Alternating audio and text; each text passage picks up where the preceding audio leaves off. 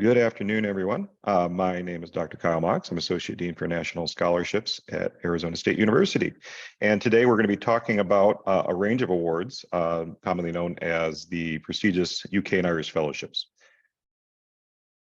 With me today as well are three ASU alumni, Gabrielle Mills, Frank Smith, and Alex Adjourney, who I just saw pop on there. Well, good. Before we get in, would the three of you like to talk a little bit about, what you studied at ASU and what you studied in the UK and what you're doing now? So, Gabby, would like to start? Yeah. Hi, I'm Gabby Mills, and I am originally from Phoenix, and I went to ASU and I got my bachelor's degree in biomedical engineering. And I'm now at the University of Cambridge as a Gates Scholar, and I am studying chemical engineering PhD.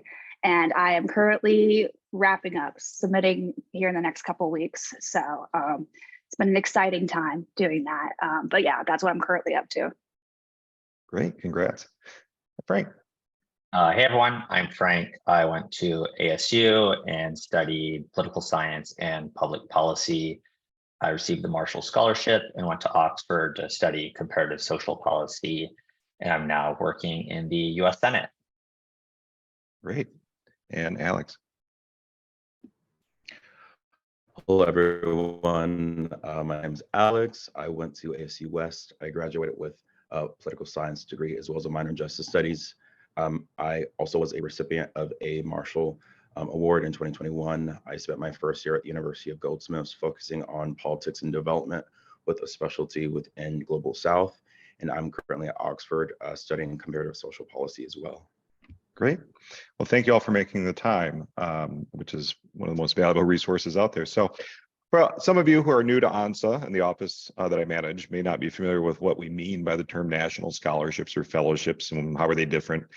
They're interchangeable words for the most part, but what we're talking about when we're talking about the awards that my office provides advising for, we're talking about highly competitive merit-based external awards. So these are all awards from outside of ASU. So none of the awards that we're talking about today and none of the awards that my office advises upon actually are only just for ASU students or come from ASU in particular.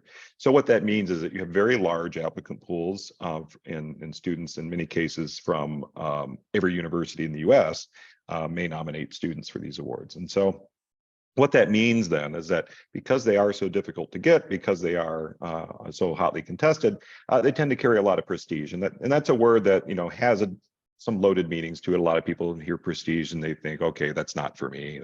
I'm not that kind of person. But in reality, that there is, what we mean to say is that there's an incredible value of the experience for these awards. It's not just simple monetary funding. It's not just cash to pay for tuition. There's a larger purpose to it. There's a larger component to it. And someone, whether the federal government in the US, a foreign government, a nonprofit organization, decided that it would be a better investiture of their wealth to fund in people to solve issues rather than just simply spend the money on the issues. And so to help students apply for these different awards, we do what we're doing now. We just host information sessions, make sure that ASU students are aware of these opportunities. We also do a lot of topical webinars and workshops. And so we might do workshops from time to time on how to improve your personal statements or how to even get started on certain awards or how to choose an award or strategies for getting started. Once students begin the application process, then they meet with us one-on-one. And so if you apply for any of the awards here today, you'll be working with me one-on-one to develop a strategy and work out your timeline and things like that. And that includes a lot of writing instruction. Our alumni will talk more about that experience, but all of these essays have a heavy writing component to them. You've got to explain yourself and your story and your career goals and all these sorts of things, and explain how you meet the criteria for these awards, and so you can help the readers make a good choice. All of these awards also do have an interview component, and we do help you prepare for that. And we manage the campus committees who make the nominations if one is required. And we also help faculty improve their own letters of recommendation and help them be better mentors to you. So you'll also notice that there's pictures of people. These aren't Shutterstock photos. These are photos of real ASU students who have actually won these awards. And so you can get a sense of the wide range of types of students that are winning these awards and different backgrounds. And different academic and intellectual pursuits. One thing I want to put out in front, right? I mentioned these awards are competitive, and just to give you some sense of what I mean by that, last year's Rhodes competition, over 2,300 people nationwide opened up an application. Just shy of 250 colleges and universities actually nominated students, and exactly 826 students were actually endorsed. Every year, only 32 U.S. Rhodes Scholars are selected, which means that works out to a less than a 4% success rate, which is tougher than getting admitted to Harvard, right? And we consider that to be the pinnacle of academic success, when in reality, it's harder to get into Stanford, but never mind. But to give you a sense of what we're talking about, right? The other awards are not easy. A lot of people say, oh, is it easier to get a Rhodes or a Marshall? If we just look at the basic numbers, we see that they're all incredibly difficult. Marshall's about the same, Mitchell's about the same, Churchill's slightly better. Gates is 1.3, and don't let that frighten you, because there's a US pool and there's a non-US pool. The US pool is not as deadly, but the non-US pool includes the rest of the world. So you can imagine that's quite a large pool, but we have had several winners in that category as well. And then Fulbright UK, if you do want to go for graduate study in the US or UK, it can vary depending on the specific school that you're applying to. The most competitive one is London School of Economics, with a less than 1% selection rate, right? Others significantly better than that. It's kind of hard not to be better than that. So reasons not to apply, and we'll just put this out front. If you're just simply looking for money to help pay for graduate school, this is probably not the right tool for that job. The amount of time that you're going to put into it, the difficulty of it, if you just simply need money to pay for pharmacy school or something like that, and I don't mean to diminish that, it's not a simple problem, but this is a far more complex way of going about it than you need to go. I don't know what else to do. I guess I'll apply for a Rhodes, right? That's not a very compelling reason, right? I would encourage you to stop and really do some self-exploration. Let's figure that out. The main reason that's not a good reason is you won't have any way to persuade the audience as to why you should receive this award if you don't have a very clear mission. If you're after this just for the prestige, right? If you just want to get this on your resume so you can get a great job with Boston Consulting Group or get into med school somewhere else or things like that, again, that inauthenticity will come through very clearly if your motivations aren't closely associated with your values. If you're thinking of these as just like a gap year, like, well, I want to go to law school, but I think I'll just go do a Rhodes at Oxford real quick for a year. Again, these are pretty significant, right? If your motivations are not deep, then that will show through. A lot of times when I ask students why they want to apply for these, the first answer that comes back is some sort of personal connection with the country. Like, oh, I did competitive Irish dance all the way through high school. I'm like, that doesn't mean that you'll be a great applicant. It just explains to me why you're even interested in Ireland. So a lot of times people start with the very personal, which as it turns out is not that important to the readers. And other people are like, well, I know the odds are long, but I think I just want to see. We have a saying that just, show up, right? Just show up, meaning present yourself fully for this experience, jump into it, and win, lose, or draw. I hope that you'll have a good experience. Alumni, I'm sure everyone here would love to hear a bit more about your decision-making process. What motivated you to apply for these awards, and when did you make that decision? How did you make that decision? I guess I'll go. I applied because my goal had always been to do something to give back. And in my case, that basically aligned perfectly with the Gates. And I'd always wanted to study at a British university. I almost went for my undergrad. And so then when it came time for graduate school, I decided I wanted to go to the UK. And so then I applied for the Gates because it lined up with my interests and I ended up getting it. So, yeah. I think for me, before I got one of these scholarships, I had done just child welfare and foster care policy. And I was looking to really branch out from that because once you're working on one policy issue, and child welfare is incredibly niche, it's very easy to get pigeonholed into that. So I took the opportunity going to the UK to study comparative social policy, which looks at social policies from various different countries and tries to learn from them. So I specialized in health, ed, and econ, which are the exact issues that I'm working on in the Senate. So I think this was useful in me making a pivot to something much broader and to other issues that I also care about. Yeah, to kind of echo what Frank said, currently I'm also in the comparative social policy department, and one thing that I really am focusing on is health equity and housing equity, and that was something that in the midst of 2020, 2021, I was very involved within BLM and within various political campaigns within Arizona. So being able to do something in a way that gets me more academic experience, as well as a holistic approach of different policy proposals, is something that really drew me to applying in the first place. Great, thank you. Yeah, I mean, our data show, and we do surveys of our applicants, and they're usually pretty responsive because that's the sort of people they are. What we find is that at the time of application, once we've finished with the process, at least that part of it, people feel that regardless of the outcome, they feel it's been a valuable experience, right? Because to mount an application for these types of awards, you have to engage in a lot of reflection. So you'll learn more about yourself, you'll be able to formulate a personal vision, and more important, you'll be able to explain it to other people, which is very difficult to do, to articulate what it is you're actually trying to accomplish in life. And that will make you a better leader and a better person. You know, the great leaders are often the people who do the best job of articulating a vision and motivating people towards that mission. They aren't the people who do all the work, right? That's the managers. And so the leaders are the people who can say, this is what I think we should do. And that's a skill that you can develop through this process. The other thing we know for certain, and this is inarguable, is that if you don't submit, the answer is definitely no, right? So that's the opposite side of I just want to see. But the answer, you know, if people take themselves out of the competition simply because I can't do that, nobody like me has ever been picked. Well, let's turn that into a positive, and maybe you're the first person like you to be picked. You know, our previous applicants have all kinds of positive things to say about the process. You know, I'll be using this writing in future graduate applications. Even though the past have applied for fellowships, I feel like each time it allows me not only to become more competitive for the next one, but to shed light on what I want to achieve as a student.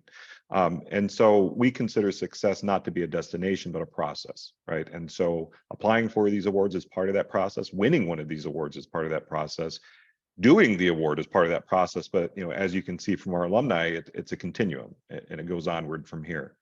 You know, you will learn how to write a different type of essay, how to analyze a different sort of audience, and it's going to obligate you to reflect back on your life and start making connections between your experiences. It will be a growth experience, and to us, that's the intrinsic value of it, because you know, the President Crow believes strongly in the work that this office does, and is highly supportive of it. Our university is highly supportive of it, not because of the quantitative outcomes, not because we win X number of this or Y number of that. It's because of the benefit it does provide our students. So I do hope that comes through. You know, and we do well, right? You know, we because I think we focus on the process and the value of the process, that translates into very good outcomes for a university like ASU. We've had 3 Rhodes Scholars in the past 10 years, 5 Marshall Scholars in the past 10 years, 6 Gates Cambridge Scholars in the past 10 years. And that's on par, quite honestly, with a good number of Ivy League schools. In fact, we've surpassed some of those schools. 180 Fulbrighters, which puts us, you know, in the top 12 or so in the nation. I know, you know, we're kind of talking about the end before we even get into the details, but alumni, I wonder, now that you've had a little bit of distance from the process itself, what do you see as the value of even embarking on this difficult journey? I know, at least from my point of view, since I work kind of in biomedical engineering type of things, it really did help give a bigger perspective of a lot of the things I was working on. So I work with like infectious diseases and a lot more of the global health side of it. So getting a more global perspective has definitely helped out, and you learn a lot from, you know, talking to people in these universities. Like Cambridge obviously has a huge population from outside of the United Kingdom, and I met people that I would never have met otherwise. So I think what I really got out of my journey has been that I've met a lot of people, I've gotten a lot of perspectives, and I think it's definitely helped me moving forward decide what I want to do. Yeah, I think going through the process helped me connect my life story to something larger. So outside of child welfare, looking at other issues that are systemic, such as social mobility and the broader economy. But I think also professionally, I wouldn't have my job in the US Senate if it weren't for Erin, who's in the middle of these two gentlemen in the photo. She is one who flagged my resume in the current office that I'm in now. So I think just personally helping me think much larger and connecting my life story to other issues that are much broader in society, but then also helping me get a job to dedicate my life to public service and do the current work that I'm doing now. Yeah, and I think for me, there was during the process, there was a high level of introspection and really being able to transcribe my life story and to like see an visual way of why I am enough and why I like the work that I would like to do within the course of my life. I also have to give a shout out to Dr. Mox and to Frank, who've helped me tremendously with my application and really put into words and see for myself the impacts that I would like to make. Yeah, thank you. And of course, success breeds success. As Alex just pointed out, one of the great benefits of having continued success in these awards is that we build an ever larger and larger network of alumni who have firsthand experience with it. And by and large, all of them have shown appropriate gratitude by helping others up as well. And so the chances are good that we can find somebody who has interests similar to yours that's either applied for or won one of these awards. Nathaniel Ross and Katie Paskovas just this last cycle. So Nathaniel is our first U.S. American Rhodes Scholar in 20 years, even though we've had other Rhodes Scholars. I'll explain more what that means in a moment. And Katie, of course, our fifth Rhodes Scholar in this past decade. And what's not on this slide and what I'd like to point out are the people who were nominated and maybe were selected as finalists and went to interview, but ultimately didn't get the award, but then went on to also do amazing things. I just got an email from a young man named Tahiri Langrand, who's currently in Madagascar doing field work, collecting data on bird species. But he had won the Udall scholarship through our office, and he had applied for Fulbright and didn't get it. He was a finalist for Marshall and didn't get it, but he wrote to say, thank you. I just got an offer of admission to Oxford, and I'll be going next year, which has been my dream program for several years. And I used everything that I learned in the process of applying for these awards to write the best possible application for Oxford. So thank you for that. And those are the kinds of stories I love too, because again, success is a process, it's not a destination. And the question I ultimately get is, Alex, I was really hoping you're going to wear this outfit today, but nonetheless, the question I ultimately get is, am I competitive? Right? Do you think I can win this? And the trouble is if I've only met you and I've only known you, all I have is your resume, I don't have enough data, right? I can tell I can look at a resume and say, I don't think that you have enough experience here. I don't think you have enough relevant leadership experience or something like that. This is going to be a challenge. But you have to understand that every student is different. Even among our three panelists here today, you can hear that they're coming at this from very different perspectives. Every fellowship is different. What one award prize is, another may not. I don't know, Nathaniel would like me sharing this information, but he didn't get offered a Fulbright. He also applied for a Fulbright to do graduate work in the Netherlands, and they declined him. And it sounds, it's amusing to think that, oh, Fulbright, that's a lesser award. Is it? It's just a different award, right, with different priorities than the Rhodes. And so every applicant who engages in the process seriously, if we work long enough, we will find the right place for you. So I'm going to unpack a little bit.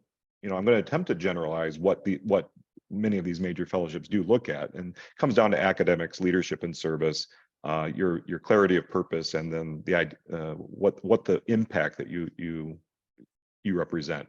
And they a lot of times are looking at candidates and say, if we give them this fellowship, will it help them accomplish their goals, and are these goals relevant to the world? So, we want to look at GPA in context, meaning, yeah, you have a 3.8, but that's a 3.8 at ASU that has an A+ grading system. And how does that stack up against other schools in the national pool? How strong would that be? How difficult is your curriculum? Where are the grade trends? So it's more than just a number, right? They're going to read those transcripts and really take a look at the courses you've taken.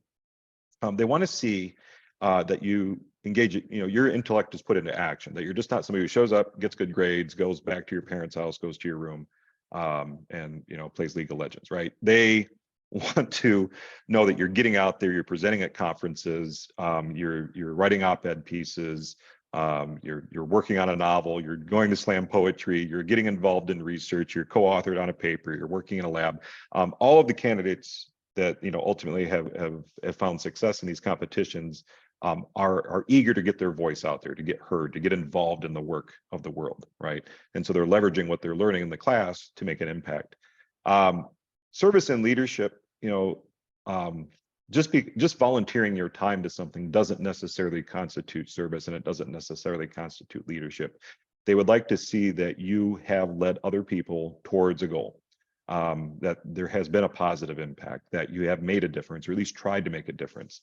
And they do tend to be impressed with people that create leadership opportunities rather than those that simply step in. Maybe they were the person at the last meeting of the year and nobody else showed up, and so therefore they got to be president, right? I always make fun of Model UN, because Model UN, it seems like everyone gets a leadership title. So let's talk about that in the application. What did that actually mean? And your resume, your CV should tell a narrative, right? We should be able to look at it and see, okay, I can see the progression here. First, they did this, and I can see that why that would connect to this next thing. One of the things that will help you do is to decode the application. As you'll see when we look at the criteria in a moment, they're abstract, right? They're not terribly concrete criteria.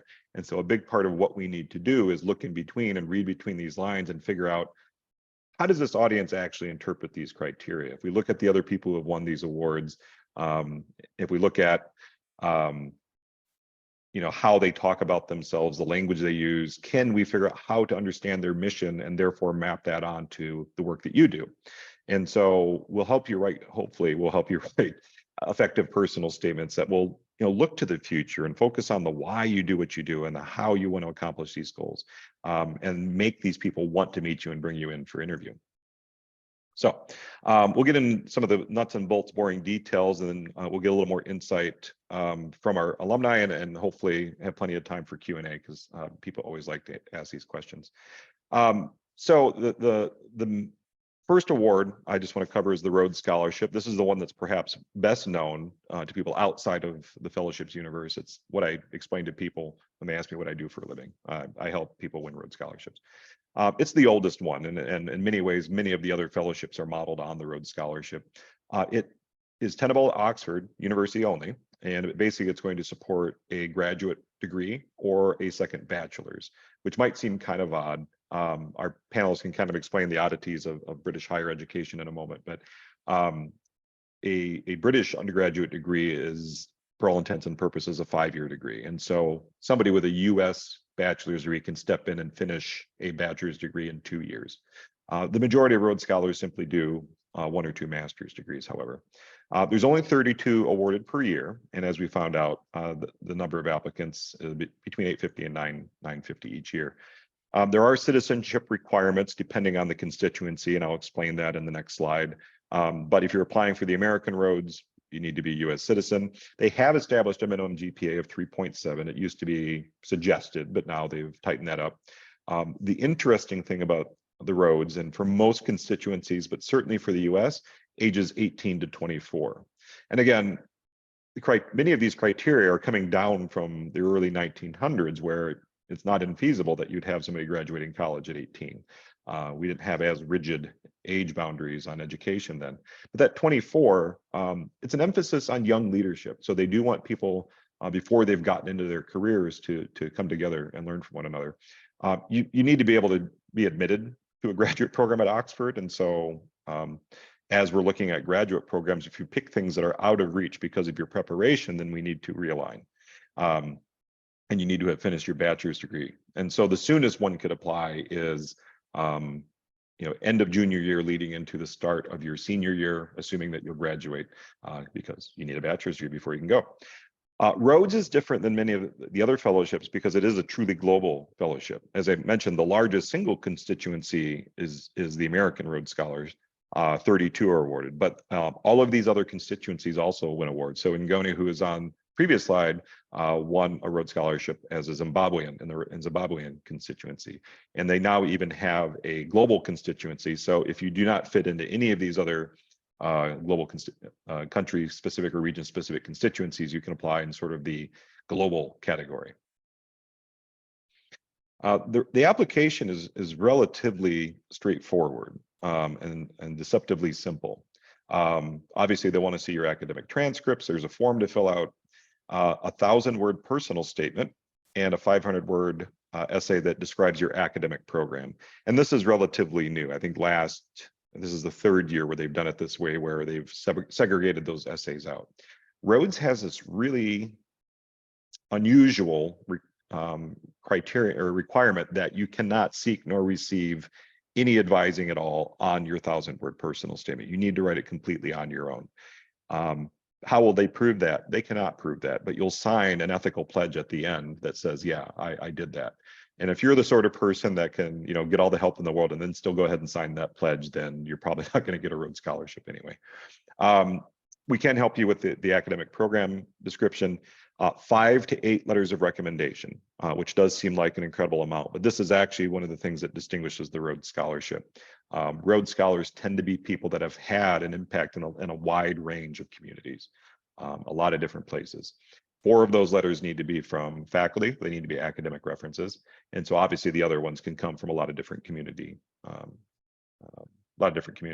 And you do need to be endorsed by ASU. And we'll talk about that process at the end.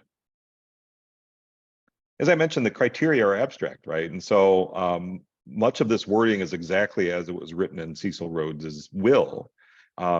Literary and scholastic attainments. And by that, they mean academic excellence, publications, presentations, awards, and honors, exactly what I said on the previous slide. My favorite one is energy to use one's talents to the full. It just rolls off the tongue. A lot of people used to interpret that to mean athletics. And so there was always people like, well, I don't play any sports. Can I still be a Rhodes Scholar? No, I mean, what they want to see is that you live a vigorous lifestyle. Cecil said that he did not want mere bookworms partaking in his program. So that could mean, achievement in dance, music, theater, sports, any mission-driven team-based activity, something that demonstrates that you are an energetic person. And then it's just sort of a list of abstract values: truth, courage, devotion to duty, sympathy for and protection of the weak, kindliness, unselfishness, moral force of character, instincts to lead, and interest in one's fellow beings. These always strike me as slightly ironic, considering if you know anything about who Cecil Rhodes was and what he's certainly not best remembered for, which is the founder of the De Beers diamond fortune, which was built on the backs of millions of ostensibly African slaves. But the answer to that is the money that he originally invested has long since been spent. And the British government and Oxford have seen fit, as well as many other donors have seen fit, to continue this program because they believe in these criteria. And you will find in each Rhodes Scholar this moral force of character. And so again, coming back to purpose, do you have a clear purpose? The Marshall Scholarship, I will just say this. In 20 years of fellowships advising, I've never had an applicant only apply for the Rhodes Scholarship. If they apply for the Rhodes Scholarship, it's because they want to study at Oxford, and therefore they also will apply for the Marshall. So both Frank and Alex, as you heard, ended up studying at Oxford as well as Marshall Scholars. So it only makes sense that you would apply for both. This is a relatively younger program, and it actually is a thank you present from the British people for the Marshall Plan and helping rebuild the UK after World War II. So next time your drunk uncle says, hey, what did they ever do for us for World War II? You can say, well, the Marshall Scholarship. It pays an annual stipend. You can bring a dependent if you're thinking about acquiring a dependent, and it's about the same scale as Rhodes. They award, give or take, about 40 awards per year. It flexes depending on how the economy is doing and how their donations are going, and about 900 to 1,000 apply every year. The major difference between the Marshall and the Rhodes is the Marshall is tenable anywhere in the UK. And so that's over 20,000 different graduate programs. And so you have the flexibility then to be more precise in the academic programs that you're pursuing. It's only for US citizens, so there are no non-US Marshall scholars. They want recent graduates, so they don't have an age limit, but they do want people who have graduated at least within the last 2 years. You can't have studied for a British degree before, and again, you have to be nominated. So the other good reason to apply for Marshall, in addition to Rhodes, is that the Marshall has no silly restriction on whether or not you can get advised. And so the Marshall Scholarship has a lot more writing to it than the Rhodes does. There is the 1,000-word statement. There are 3 500-word essays, and we can provide advising for days on that. And so what most people do is take what they've learned from that process and then apply that towards the composition of the Rhodes essay. 3 letters of recommendation for Marshall in contrast, which, and for some applicants, is actually more difficult. Because if you do have 5 or 6 or 7 letters of recommendation, it can be difficult to decide what are the best 3 to use. So, and the criteria are quite straightforward. Obviously, they do complicate these a little bit, but they're looking at primarily at your academic merit. They're looking at your potential for leadership, and they'd like to know more about your ambassadorial potential, meaning in what ways are you going to strengthen the British-US relationship? How will it figure into your long-term career? And thirdly, the Mitchell Scholarship, which is very much like the other 2. It's a relatively newer one, but you can use it to study for 1 year anywhere on the island of Ireland. So that includes Republic of Ireland and Northern Ireland. Again, this was a thank you present from the people of Ireland, the nonprofit US Ireland Alliance, to thank us for the work that Senator Mitchell did in helping to broker the peace accords that ended the Civil War in Ireland. They award only 12 per year, smaller applicant pool, but still a smaller number of awards. Mitchell's a little different than the other 2 because the age limit goes up to 30. So what that means is that you tend to see more people that are early career in the applicant pool, as opposed to just graduating college. It can be a little challenging for new graduates to get seen. If you're currently, if you're enrolled at the time of application, you do need to get endorsement from us, but if you're older than that, you do not. Very much like the others too. And so you can see that it would not be difficult to apply for all 3 of these. In fact, a lot of people do because they can work on one master personal statement and then revise that or edit that to fit the requirements of the other 2.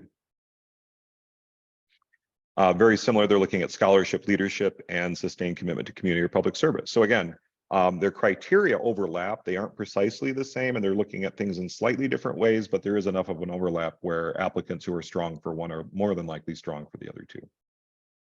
Now, the award that Gabby received is the Gates Cambridge Scholarship. This is the newest of the big 4. The Bill and Melinda Gates Foundation saw fit to donate over $200 million. We should all be so lucky to just kind of throw around that cash. To help the struggling Cambridge University, who's often been struggling for cash since the year 1000. But their aim was to build a global network of future leaders, right? And so what's cool about the Gates Cambridge Scholarship is it brings students in from outside of the UK, from all over the world together, with a primary emphasis on how can we leverage what it is we're studying towards resolving world issues. So you can study for any graduate degree at Cambridge. They offer 80 awards per year. Again, the largest single constituency is US applicants at 25. They do have a slight preference for people that are pursuing doctoral degrees. The other major difference for the Gates Cambridge is that you need to apply for admission to university. The Rhodes, Marshall, and Mitchell, you will apply for admission or they'll negotiate that after you've been offered the fellowship. But the Gates Cambridge application is actually buried or embedded within the admissions application for Cambridge. And so it's a 2-for-1 in that particular way. The good news is you also be entered in to the running for several other pots of money that Cambridge does offer. You need to do obviously the application essay, but then if you're going to apply for Gates, you'll need to write a 500-word personal statement and then get a 3rd letter of recommendation that's focused more on character, that's focused more on the criteria for Gates, which again, you can see some similarities here. Your intellectual abilities, commitment to improving the lives of others, leadership potential. So we see a theme here, right? Good reasons, high output, likelihood of contributing to our needs. And finally, the Churchill Scholarship. I include this one next to Gates Cambridge because it's essentially wrapped into the Cambridge application as well. It provides full funding for 1 year of study in a STEM degree at Cambridge University. They'll award 16 per year, and about 500 will apply. Our most recent, actually, our first winner, because this is an invitational program. You have to be a partner school to even send students to this program. We're relatively new, about 8 years in. So Chris Balzer was our first Churchill Scholar, under age 26, U.S. citizen. And again, we can nominate 2 students per year for this. There are no limits to the number of Rhodes or Marshall or Mitchell nominations we can make per year. That is not to say we say yes to everyone. We want to be sure that you are a competitive applicant, but we are not limited. So if you apply for Churchill, you will by default also apply for Gates Cambridge. Gabby, I don't recall, I seem to remember that you began looking at Churchill and considered it, but then realized you wanted to do a doctoral program and just kind of went all in for Gates. Is that right? I figured that if I was going to be going overseas, I might as well stay for more than a year. Yeah, make it worth your while. Yeah. And so what a lot of Churchill scholars do is use this 1 year as a way of getting involved in a research project at Cambridge, and then leveraging that into their doctoral program back in the US, or to learn a new skill. I've had a couple recipients of this do the scientific computing program at Cambridge, which is a relatively new program that teaches high-level quant skills to people in a wide range of disciplines. So Chris did a chemical engineering research degree while he was there, and then went on. He'd already been admitted to a PhD program at Caltech, and just kind of rolled that into his dissertation research. Outstanding personal qualities. That's probably the most abstract criterion that we've seen thus far. But again, outstanding academic achievement, talent in research, and personal qualities. Churchill is not necessarily so concerned about your well-roundedness. They want to be sure that you're a great scientist or have the potential to be a great scientist.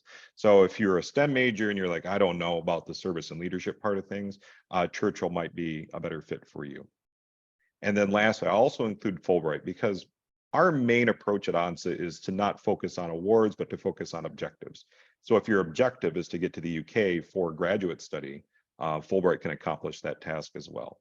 This is the largest academic exchange program in the world. It's a US Department of State program, and essentially it provides funding to do year-long academic-oriented projects around the world. So over 140 countries available. You can do an independent research project. You can apply to be an assistant English teacher and ambassador. You can apply just to do informal study, or you can actually apply to do graduate degree grants, which is how it works in the UK. US citizenship, have a bachelor's degree before you go. There's no minimum GPA requirement. There's no other real complicated eligibility criteria. The Fulbright awards are managed by country. So each country manages their own portfolio of awards. And in the UK, all of the awards are for graduate degree. So there are approximately 40 awards in a given year. Each one of them is attached to a specific university. So in the course of looking at the Marshall, if you say, oh, I'm really interested in East Anglia, you should look at Fulbright and see if they offer a Fulbright grant to East Anglia, because that will allow you to accomplish that goal as well. The number of applications varies widely by country. Some awards only get a handful, other ones get over 100. It really depends on the popularity of that program. So if you remember the early slide, LSE is a less than 1% admission rate. Other ones are closer to 40%. Ireland, again, also a popular choice. It's a little more competitive because it's a much smaller program than UK, but they do have some awards specifically for graduate study. You would need to apply for admission to admit to that graduate program if you wanted to do that. But again, we do win these as well. So Esther is in Ireland right now doing this really wonderful project on storytelling and the connections between Irish traditions and indigenous traditions in America, having to do with storytelling and myth and legend. Very cool project. Abstract selection criteria, and I'm not going to go into great depth because we do have another information session on Fulbright next week, and I encourage you all to attend that. But they're looking for people who just have a good reason for wanting to go and good preparation for their projects. So before we pivot again to talk more about the, how to actually go about this, just take a look at our calendar. Over the next 2 months is really when I would like to do intake appointments with people. And so we'll have our first meetings. We'll talk about how feasible this looks to you. We'll figure out a strategy for getting started, lay out a timeline for the summer. August 1 is our intent to apply deadline. meaning that you have to officially declare your candidacy at that point. And that way we know from whom to expect applications. August 15, you'll submit your draft applications, completed applications to us. Our committee will review them. We'll bring you in for interviews and then decide on as to whether or not you'll be nominated for these awards. All the deadlines for the Rhodes, Marshall, Mitchell, Gates, Cambridge are in late September, early October, and all of your decisions will be wrapped up November, December-ish, depending on the award. So you'll know this at about the time you would be applying for graduate school anyway. The Fulbright process is substantially longer. The front end is very much like the Rhodes Marshall process. Next week, Wednesday, we have Fulbright Day at ASU. So if you'd like to explore Fulbright a bit more, I encourage you to attend that info session. That one's hybrid, so you can come to the MU, the Pima room, and hear from our panel, or you can attend virtually. So next Wednesday, check that out. We'll be beginning intake advising at the end of this month. The campus deadline is September 12 and the final deadline October 12. So again, very similar deadlines. The review process takes much longer though, because we have 10,000 applications to get through. And so about this time next year is when you'd be finding out. So in terms of getting started, just making sure that you're making choices that match your goals. There's no luck involved here. It's not like, oh, maybe I'll get lucky, maybe they'll pick me, right? The other applicants are just too good. They are too careful in their review. You're not going to sneak through. So if you don't satisfy all of the criteria, then we should look elsewhere for other options for you. Take note of the deadlines, make a calendar for yourself. And one of the things I really encourage you to do is to take a look at scholar profiles. All of these awards have profiles or biographies of the people who have won these awards on their websites. Take a look at a few of them, and I'll warn you, it can be an existentially painful thing to do. All of these people are going to seem incredibly impressive, and you're going to think to yourself, there's no way I'll ever be able to do any of that. But somebody else will have the same reaction reading your bio. Just keep that in mind. And then, just keep in mind that the more prestigious one of these awards is, the more work is required.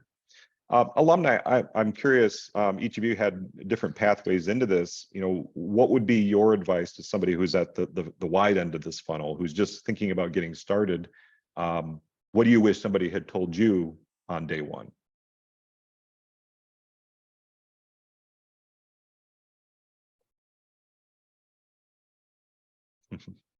They've blocked it out of their memories. I guess kind of thinking back to my first draft of my personal statement, I remember the task and it was so daunting. And I was really scared. And to what you were saying before, I believe that I wasn't competitive enough. And for me, writing my personal statement, it was almost like a healing expedition. And I went to, this was within, during the time of BLM, and I went to a trip with my best friend to see the plantation in Louisiana. And I know it was weird, but it had an archive of African enslaved hair, and it was a sense of just an introspective look that I never really tasked myself with transcribing before. And the document that I eventually made, it went through so many iterations that the one that finally I felt it was me and I felt comfortable, I had a sense of believability, and that if I was not in community, it was not only me presenting myself, but for my community, and if I wasn't present, it would be a disservice. So I guess just that mission, just make sure that you have it and you believe in your own ability. Thank you. I think for me, it's just putting pen to paper and getting started. Because I think the longer you hold off, the less time that you're able to get feedback. Oh, Dr. Mox, I feel so bad for you. We went through like so many edits, but I am so happy that I had such an incredible resource like Dr. Mox. I talked to some of my other friends that have gone through these scholarships, these fellowships, and I'm sure Alex and Gabriella could speak to this. There are other schools that don't have the incredible resources like ANSA. So I think just putting pen to paper, starting somewhere. And I think the feedback that I got at times, it can be, it's like, wow, I did not answer the question, but I think Dr. Mox will provide you with that very honest feedback. And he's not doing this to hurt anyone. He wants to make sure that you actually have a chance, because ASU is a great university. We are competing on the same level as some of these prestigious institutions. So he's here to help you, and just put pen to paper and get a draft to him sooner rather than later. Mhm. Yeah, I would agree with that. I think there's very few things in this world that I hate more than writing personal statements. But just getting it written down, just having it there, it makes it feel so much better. And even if you end up with a completely different document, just at least getting your thoughts down, it makes it seem so much more feasible. Suddenly it's like you already have a working, you obviously have a working document instead of having to create something new. So yeah, I definitely think putting pen to paper is the biggest hurdle. Yeah, I would amplify all three of those things. A writer writes. That was the advice I was given when I was a young writing student. We can talk about it, we can think about it, but the fact of the matter is, you've got to sit down and do it, right? And the sooner you start, as both Alec and Frank pointed out, the sooner you start means the longer you have to write, and you're going to do your best 80% of your best work is going to be done in the last 20% of the time you spend on this. And so we can stretch that out a bit more. So procrastination is the enemy of good, as they say. And once we get into an intake meeting, we'll start to figure out what your individual approach should be. But I will generalize a little bit to say, your achievement must be remarkable in the national level, and it's difficult maybe for you to see that. Maybe you were remarkable in your high school, maybe you're remarkable at ASU or Barrett, but we have to look bigger than that to say, how am I different than everyone else in the national pool? I don't necessarily have to overpower them, but maybe I'm different. What is my story to tell that's different than what others have to say? And that, that takeaway purpose needs to be clear. The reader should be able to summarize what you're about in a sentence or two. These letters of recommendation are important. Don't undervalue them. And so one of the things we'll talk about very early is, if you have enough strong faculty support, best approaches for getting good letters from them, and how to go about making that ask. And the way I've been thinking about this lately is, these applications, even though they're very personal, they're not really about you, right? It's about the value that you can provide to the world. Your potential for providing positive contributions, and how your own personal story relates to public concern. So how do we transverse that? So it's difficult to look inwards so much and then to think about the bigger picture. So I popped in the chat a link to our website. Under the Apply Now tab on the ANSA website is where you'll find the specific application instructions for seeking nomination. And what you'll discover is that your first step will be to send me your resume and transcripts. And at that point, I'll take a look. And like I said, I can't tell from that if you're going to win. I can tell from that if you're not going to win. If I can tell that, this isn't a good fit for you. And if it seems like we've got some potential there, if it seems like this, we've got enough material to work with, then we'll schedule a meeting and we can go on from there. Love that picture. Wish I had been the one that took it. So let me pause there, and we've got about 5 minutes left here. Any questions that anyone in attendance has for our panelists or myself? I would ask them. You can ask me questions for the rest of the year. We've only got them for 5 more minutes. You're welcome to unmute yourself or just simply pop it in the chat.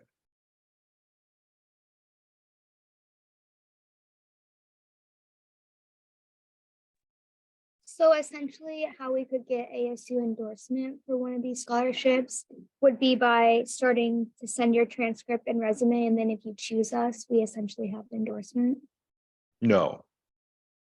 No, that's how we begin the process. So if I think that there's enough there, and I'm fairly non-judgmental at that early stage of the process, because there's always a bigger story. There's a lot more than what's on your resume. But if it seems like there's enough here to work with, and that you are actually eligible for these awards, then you can begin the process of applying for nomination. You will submit complete applications, including letters of recommendation, to our campus committee. who will then decide whether or not to endorse your application. And that happens in August. I don't want that kind of power.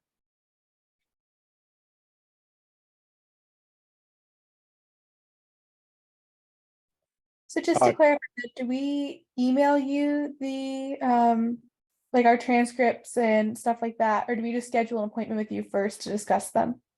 I would send the resume and transcripts first to make sure that that 30 minutes is going to be worthwhile. There's been times when people have just scheduled appointments to talk about Rhodes or Marshall, and then it turns out they're not even eligible based on some reason or something like that. So yeah, I would send that in. And again, you can just send that to my email. All those instructions are available on our website. Kiana asked if we sent transcripts last summer, should we schedule another appointment?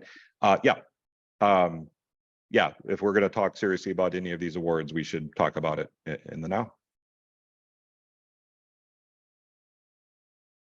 Other questions?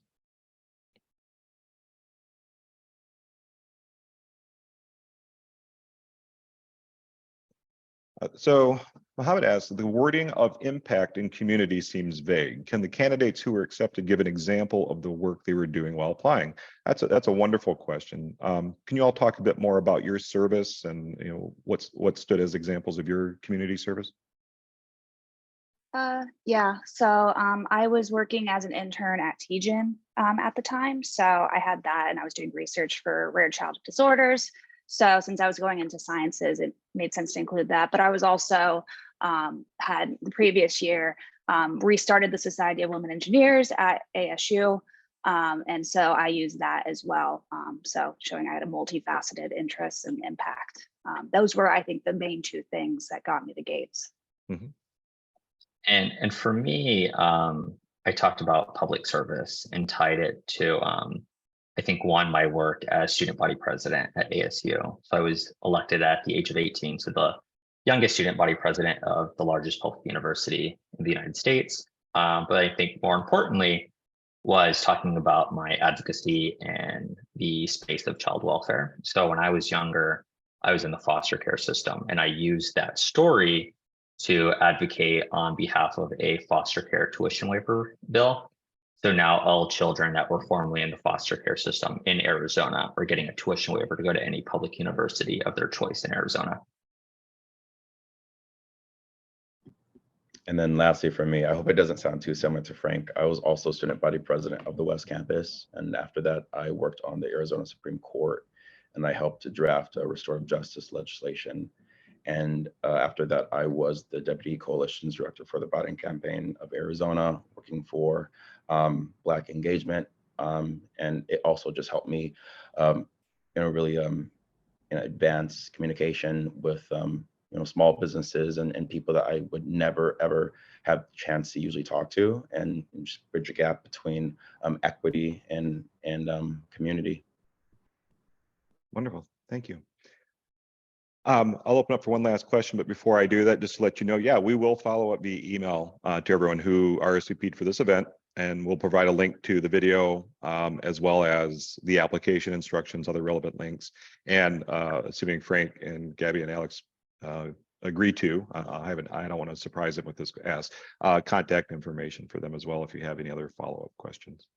So last question before I release anyone. Yeah, I had a quick question for those of us who are a touch older. I'm 33. Does that impact me negatively at all? Well, for some of the awards, it would make you ineligible. So Rhodes, for instance, has a maximum age of 24. Mitchell has a maximum age of 30. But Fulbright has no maximum age. Gates has no maximum age. So that would actually just dictate what's possible, right?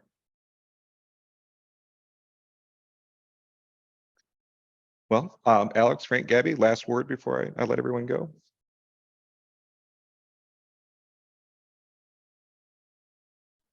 If anyone has any questions, feel free to reach out.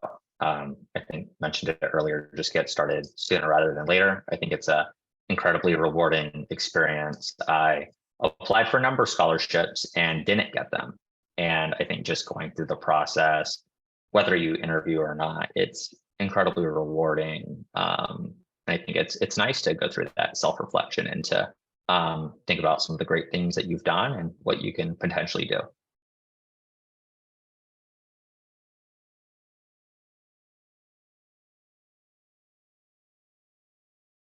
Well, wonderful. Alex?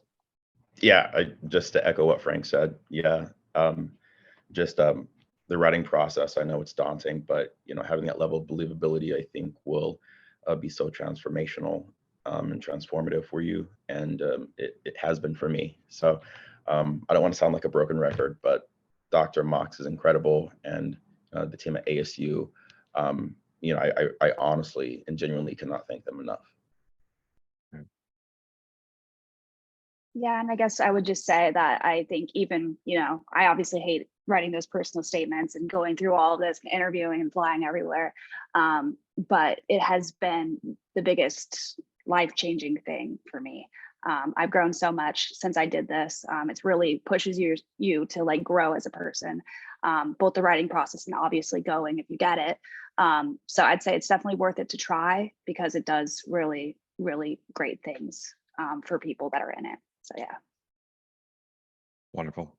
Thank you so much to our guests, who are quite busy people doing a lot of important and interesting things. And so we're truly blessed to have them here today. So thank you so much for your time. Everyone else, I look forward to hearing from you. If you have any specific questions you get a chance to ask, just email me, kyle.mox@asu.edu. If you're ready to start investigating the process, go ahead and shoot me your resume and transcripts, and we'll talk about next steps for that. So thank you all. Have a wonderful weekend.